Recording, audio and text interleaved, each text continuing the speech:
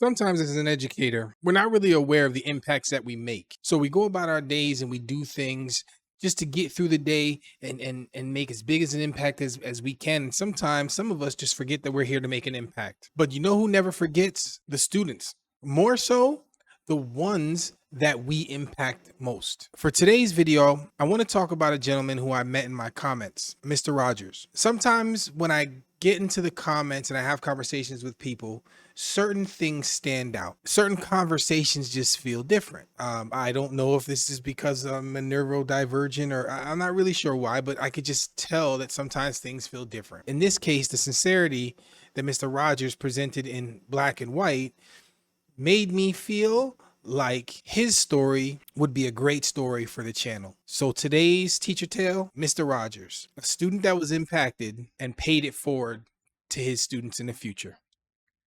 Let's get to it. Walk in, chest great, we don't play. Staff talk sharp like a quiz on a Monday. Whiteboard wars, yeah, we grade all day. If you can't take that heat, stay out the hallway. Hey, this is the staff room. Say it loud, say it loud. The staff room. Let's get into it. Juice. All right, everybody, welcome back to Staff Room. I'm Dr. Matos. I appreciate y'all for coming out and showing your support to the channel. But today we have a video that goes out to a gentleman that I met on my comments area, Mr. Rogers.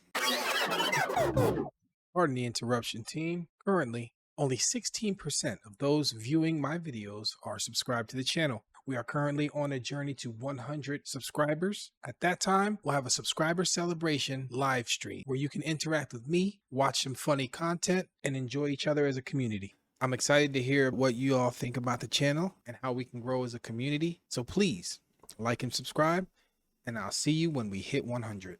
Now, Mr. Rogers' story is a very inspirational story if you are a student and an educator, because I always say you never want to miss an opportunity to inspire somebody. And in this case, I feel like Mr. Rogers did that quite well, just based off the short conversation that we had. So Mr. Rogers provided me some information about himself, and let's go ahead and go over that and we'll go through the story. Mr. Rogers commented on one of my videos. It was the banning of minimum grades. And in the comments, Mr. Rogers said, if a teacher's grading method includes points for effort, the 68 can become a 70. If the effort points aren't there, it remains a 68. The whole video made sense to me. It just hit me in a place that I kind of live and access my emotions from, because that was me. I gave maximum effort and I didn't always meet my goal, but my teachers always recognized that effort. Mr. Rogers recognized that, and I engaged in a quick conversation with him and just let him know that consistency is important, and especially in my experience. He went on to tell me a little bit about himself, and he says,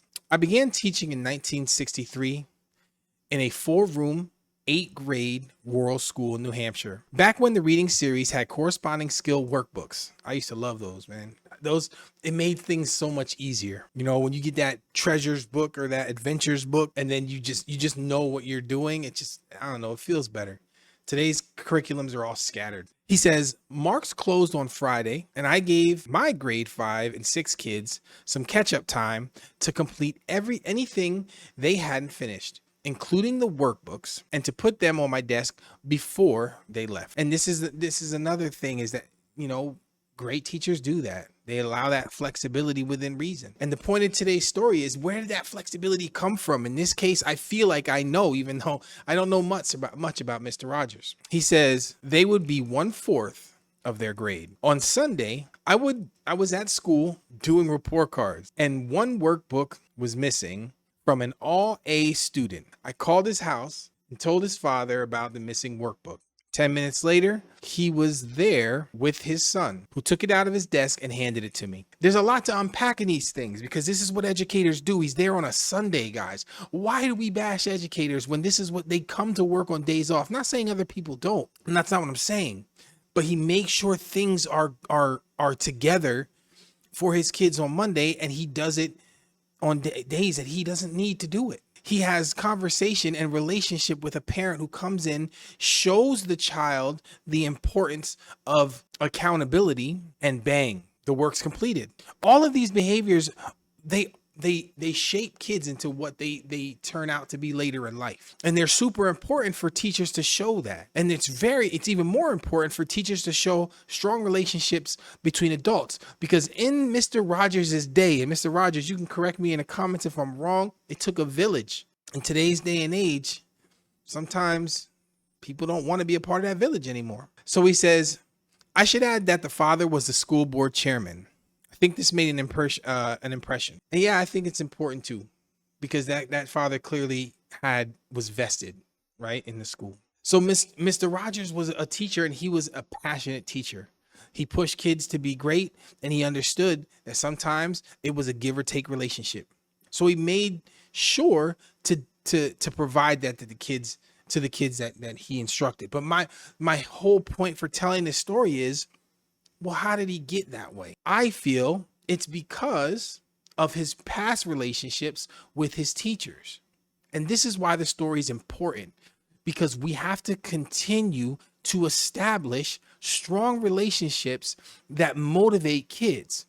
In the future, that's real education. They have to take a test at the end of the year, great. But if that kid remembers you later on in life, and that kid conducts himself in a manner that you facilitated, then you've hit your goal as an educator. And here's some of the proof that I felt like I had. Again, I'm not probably all correct, but this is just kind of what I gather from the whole thing. Mr. Rogers writes, I was always a good student, but I wasn't always good about doing homework. So my report card had B's and sometimes C's. In 8th grade, for the second marking period, I realized that I had not turned in a number of my English assignments.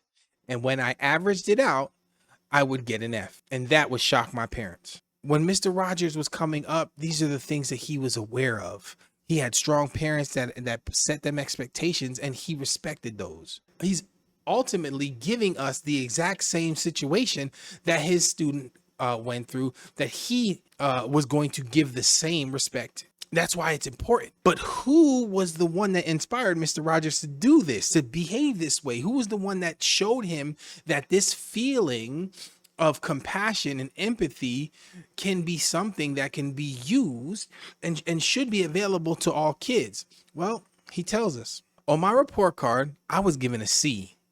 I vividly remember going straight to my English teacher and asking her if she was crazy. She said that she knew I would do better. And she was right. For the last 2 terms, I earned an A. Sometimes inflating a grade is the right thing to do. Every situation is unique, and the state legislature should keep out of this issue. Now, again, the video he's referencing is the one where they want to ban this practice.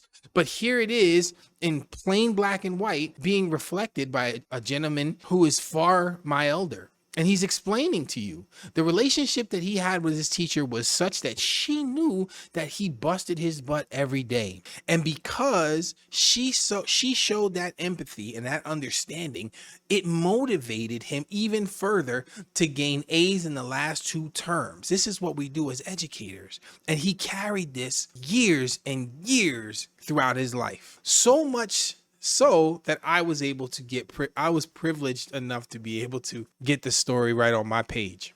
It is the right thing to do. And he's very, very correct, because we have to continue to motivate. He says he's 87 years old, and the teacher that motivated him, his English teacher, was Miss Tolan. And he says very specifically, her act shaped my attitude from that day to present. Well, Miss Tolan, today you're going to get your flowers. Whether you're with us or not, all educators, or at least the ones that hear my story today, are going to understand that you've influenced a gentleman so deeply that he carried those same behaviors and that same empathy into his classroom. You might have, I don't know, I'm just speculating, Mr. Rogers, but you might have been a driving force for him to become an educator. This happens a lot, but it's not talked about enough. We have to stop looking at the data and gauging our success in the classroom based off of a numerical representation.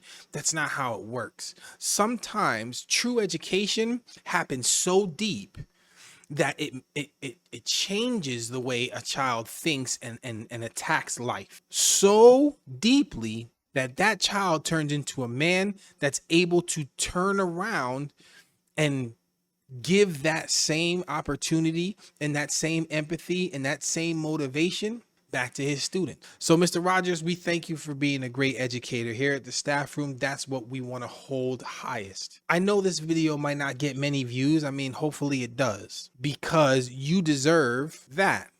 And just because you took time with your students, that means you're exactly what teachers say they are: inspirational, and people that shape the youth of our society to move on and not only do great things, but continue to pass that same compassion down to the others that they interact with in their life. We appreciate you, Mr. Rogers. We appreciate the work that Ms. Tolan did. And I know there's been thousands of kids that have been touched and inspired by your behaviors. Ladies and gentlemen, Mr. Rogers, appreciate you listening to today's Teacher Tale, and I'll see you next time here on the staff room. Walk in, chest great, we don't play. Staff talk sharp like a quiz on a Monday. Whiteboard wars, yeah, we grade all day. If you can't take